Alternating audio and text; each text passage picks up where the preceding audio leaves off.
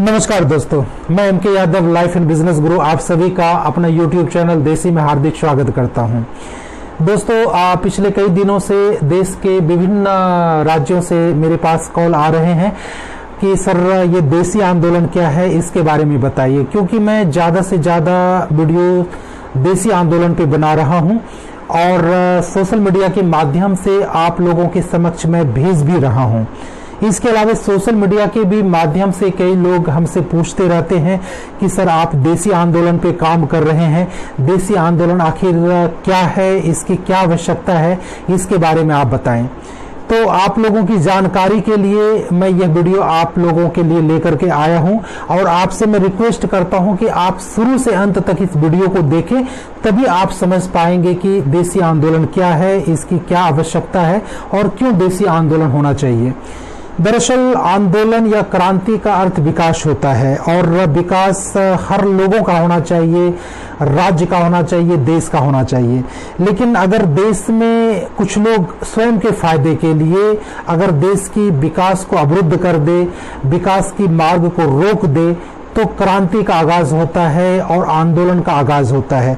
और जैसे ही आंदोलन का आगाज होता है तो लोगों के जहन में, लोगों के दिमाग में एक ही दृश्य छाता है और वो यह है कि कैसे हमारे देश के कुछ राजनीतिक पार्टी, कैसे हमारे देश के कुछ राजनीतिज्ञ सरकार की गलत नीतियों के विरोध में देशव्यापी हड़ताल करते हैं, धरना प्रदर्शन करते हैं, सरकारी संपत्ति का नुकसान करते हैं, देश का चक्का जाम कर देते हैं, बसों में आग लगाते हैं, रेल को रोक देते हैं और आम आदमी को परेशान करते हैं, पीटते हैं और दहशत फैलाते हैं।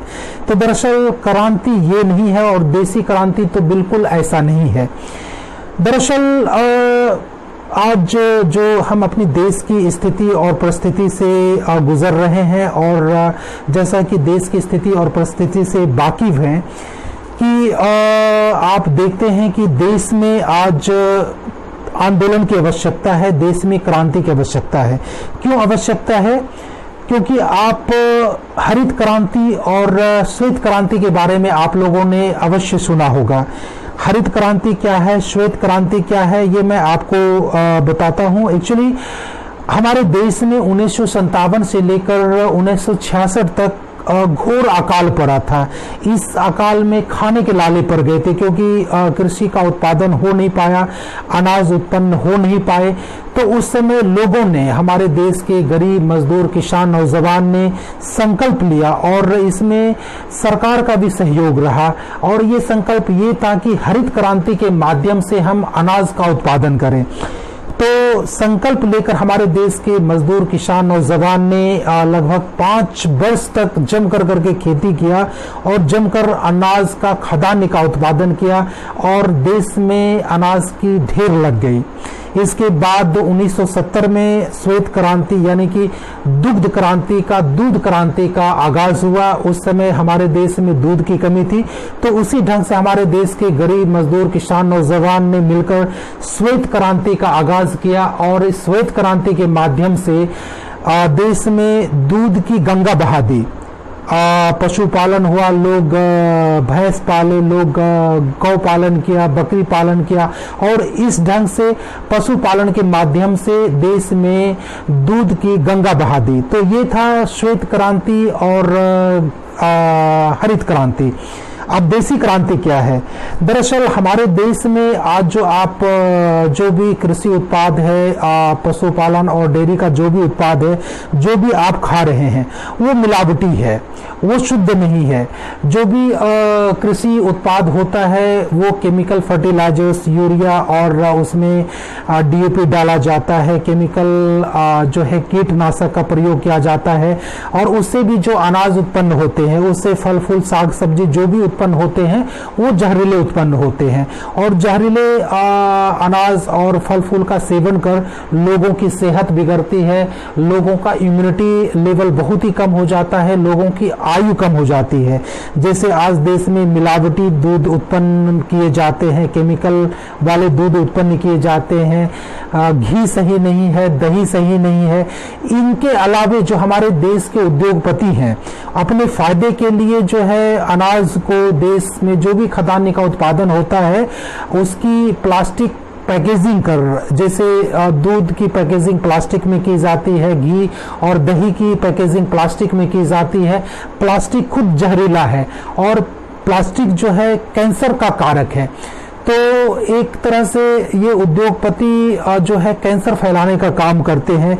और चूंकि हमारे किसान जो है क्यों इस डीएपी और केमिकल यूरिया और केमिकल पेस्टिसाइड और कीटनाशक का प्रयोग कर रहे हैं, क्योंकि इसकी देन यही उद्योगपति और पूंजीपति है जो कृषि के ज्यादा से ज्यादा उत्पादन के लिए इस केमिकल फर्टिलाइजर्स डीएपी का जो है उत्पादन किया है और किसान को भ्रमित कर, किसान को बरगला कर खेतों में इसका प्रयोग करने के लिए बाधित किया है। और जिसके कारण हमारे देश के किसान भाई इस यूरिया को, फर्टिलाइजर्स को, केमिकल जो है पेस्टिसाइड्स जो है कीटनाशक है, इसको खेतों में यूज करते हैं।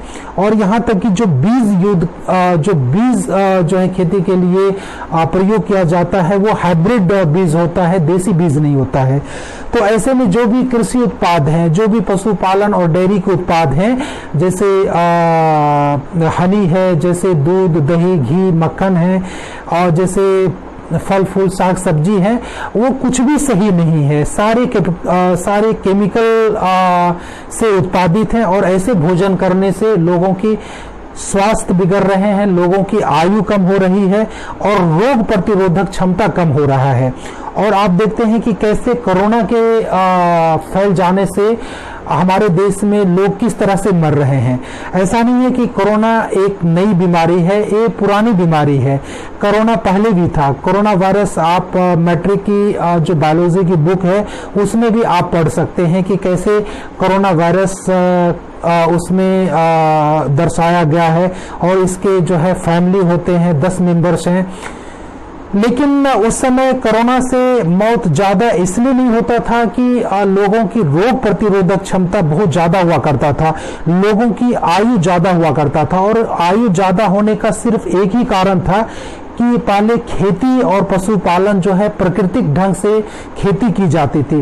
खेतों में जो है बायो फर्टिलाइजर्स जैसे कि कंपोस्ट हो गए, जिसे आज हम ऑर्गेनिक खेती कहते हैं, प्राकृतिक खेती कहते हैं, तो प्राकृतिक फर्टिलाइजर्स उसमें डाला जाता था, जैसे कंपोस्ट हो गए, केचुआ खाद हो गए, और कीटनाशक के नाम पे हर्बल कीटनाशक का प्रयोग किया जाता था। तो तभी लोग ऐसे खाद्य उत्पाद खा करके लंबे जीते थे और रोग प्रतिरोधक क्षमता ज्यादा हुआ करता था और लोग रोग से लड़ करके जीत जाते थे। लेकिन अभी लोगों की रोग प्रतिरोधक क्षमता बहुत ही कम है और इसलिए लोग ज्यादा से ज्यादा मर रहे हैं। और ये व्यापारी और ये उद्योगपति अपने फायदे के लिए इस कोरोना जैसी महामारी में भी अवसर ढूंढने का काम करते हैं और इन्होंने अवसर ढूंढ लिया है। आज किस तरह से आप देखते हैं कि अपने जितने भी सारे इनके प्रोडक्ट्स जो प्लास्टिक की पॉलीथीन में पैक की जाती है, जो प्लास्टिक के बर्तन है उसमें दूध, दही, घी पैक किए जाते हैं जो कैंसर का कारक है। प्लास्टिक से कैंसर फैलता है और जो मिलावटी खाने को ये पैकेट में कर और इनका विज्ञापन करते हैं आज ये लोग कि कैसे इनके जो है पैकेट खाने में इम्यूनिटी बूस्टर एलिमेंट मिला हुआ है, इसके खाने से आपकी रोग प्रतिरोधक क्षमता बढ़ जाएगी और आप कोरोना से जंग जीत जाएंगे। तो ये तो बेहूदगी की हद हो गई और ये तो जो है लोगों को इस समय भी ये उद्योगपति और ये पूंजीपति बरगलाने का काम कर रहे हैं। और आज तक हम लोग आजादी के 70 वर्ष हो चुके हैं और 70 वर्ष तक हमारे जो गरीब मजदूर किसान नौजवान हैं इस उद्योगपति और पूंजीपति के गुलाम बने हुए, इनकी फैक्ट्री में ये गुलामी करते हैं, इनकी फैक्ट्री में काम करते हैं। आप जानते हैं कि देश 1947 में अंग्रेज व्यापारियों से आजाद हुआ था, लेकिन भारतीय व्यापारियों से आज तक देश आजाद नहीं हुआ है। अंग्रेज तो चले गए, अंग्रेज यहाँ पे व्यापार करने के लिए ही आए थे और व्यापार के नाम पे अंग्रेजों ने कैसे भारत को लूटा है। और उसके चला जाने के बाद आज हमारे देश के जो व्यापारी वर्ग हैं, जो हमारे देश के पूंजीपति हैं, आज भी देख रहे हैं कि हमारे देश के कई व्यापारी देश के कई बैंकों को लूट कर करके विदेश भाग गए हैं और कई व्यापारी आज तक भी जो मिलावटी खाने हैं, जो मिलावटी दूध दही है, इनको मुनाफे के लिए बेचकर ये लोग कमाने का काम करते हैं और हमारी ग्रामीण अर्थव्यवस्था को ये उद्योगपति, ये जो पूंजीपति है, इन्होंने हमारे ग्रामीण अर्थव्यवस्था को उजाड़ने का काम किया है। ग्रामीण लघु और कुटीर उद्योग को उद्योगपति ने और पूंजीपति ने उजाड़ने का काम किया है। और तभी आपने पिछले साल जो कोरोना का फैलाव हमारे देश में हुआ और देश में लॉकडाउन घोषित किया गया, तो कैसे आपने देखा कि हमारे गांव के किसान, नौजवान, मजदूर कैसे हजारों किलोमीटर तक पैदल चलकर, महानगर से पैदल चलकर, भूखे नंगे प्यासे महीनों पैदल चलकर ये अपने अपने गांव को पहुंचे हैं। अगर गांव की अर्थव्यवस्था सही होती, अगर गांव में ही सभी को रोजगार मिल गया होता और गांव में अगर शुद्ध भोजन मिल गए होते, तो ना लोग कोरोना से आज मरते और ना ही लोग आज बेरोजगार होते। तो आज जो लोगों को रोजगार चाहिए, हम लोगों को फिर से ग्रामीण अर्थव्यवस्था को लगानी है, ग्रामीण कुटीर और लघु उद्योग को फिर से शुरू करना है।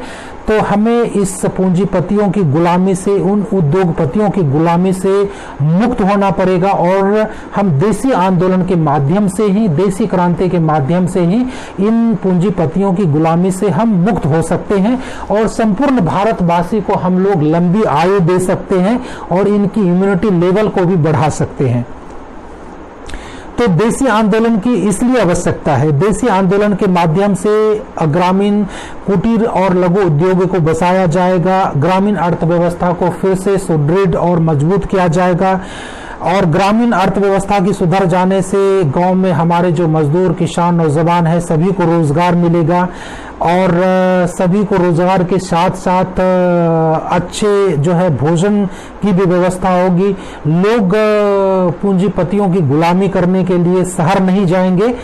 तो इसलिए देसी आंदोलन की आवश्यकता है। पहली आवश्यकता तो यह है कि हमें देसी खान पान की ओर लौटना है, हमें प्रकृति की ओर लौटना है, तो इसलिए देसी आंदोलन की आवश्यकता। दूसरी आवश्यकता यह है कि ग्रामीण अर्थव्यवस्था को फिर से चालू करना है, फिर से ग्रामीण अर्थव्यवस्था को बचाना है। तो इसलिए ग्रामीण अर्थव्यवस्था को बचाने के लिए हमारे देश के गरीब, किसान, नौजवान, मजदूर, आम आदमी को रोजगार देने के लिए और गांव में ही रोजगार देने के लिए देसी आंदोलन की आवश्यकता है। तो दोस्तों, अगर हम लोगों ने अंग्रेजों से, अंग्रेजी व्यापारियों से तो हम लोगों ने आज़ादी पा लिया और अगर हम लोगों को इन देसी व्यापारियों से, देसी पूंजीपतियों से अगर आज़ादी पानी है तो हमें इस देसी आंदोलन को खड़ा करना पड़ेगा और इस देसी आंदोलन के माध्यम से ही हम संपूर्ण देश को प्राकृतिक ढंग से जो पैदा किए जाएंगे अनाज, फल, फूल, सब्जी, दूध, दही, घी, उसको हम लोग देने का काम करेंगे। लोगों का स्वास्थ्य ठीक होगा, लोगों की आयु लंबी होगी और लोग कोरोना से भी जंग जीतेंगे। आगे हो सकता है कि कोरोना 2024-25 तक रहे, लेकिन देसी आंदोलन के माध्यम से ही हम कोरोना से जंग जीत सकते हैं। तो दोस्तों, अगर आप चाहते हैं कि देसी आंदोलन हो तो आप हमारी वीडियो को ज़्यादा से ज़्यादा फैलाएं, हमारी वीडियो को सब्सक्राइब करें और हमें सहयोग करें। हमारा नंबर नीचे रिफ्लेक्ट हो रहा है, आप हमसे जुड़ने के लिए हमें कॉल भी कर सकते हैं और हमारी वीडियो को, जो हमारी नई वीडियो आने वाली है, उसमें मैं बताने जा रहा हूं कि देसी क्या है, स्वदेशी क्या है, विदेशी क्या है। जब आप देसी, विदेशी, स्वदेशी के कॉन्सेप्ट को जान लेंगे तो आपको ये फर्क महसूस हो जाएगा कि कैसे विदेशी और स्वदेशी व्यापारी हम भारतवासियों को लूटने का काम कर रहे हैं। तो आप हमारी चैनल को सब्सक्राइब करें, इस वीडियो को ज़्यादा से ज़्यादा फैलाएं और नोटिफिकेशन की बेल को भी ऑन कर दें ताकि हमारी अगली वीडियो की जानकारी आपको मिल जाए। तो आप लोगों ने हमारी इस वीडियो को देखा, इसके लिए आपका बहुत बहुत धन्यवाद और आप देसी आंदोलन से जुड़िए।